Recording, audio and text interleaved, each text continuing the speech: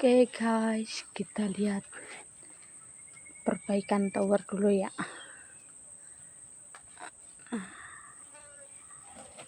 Towernya itu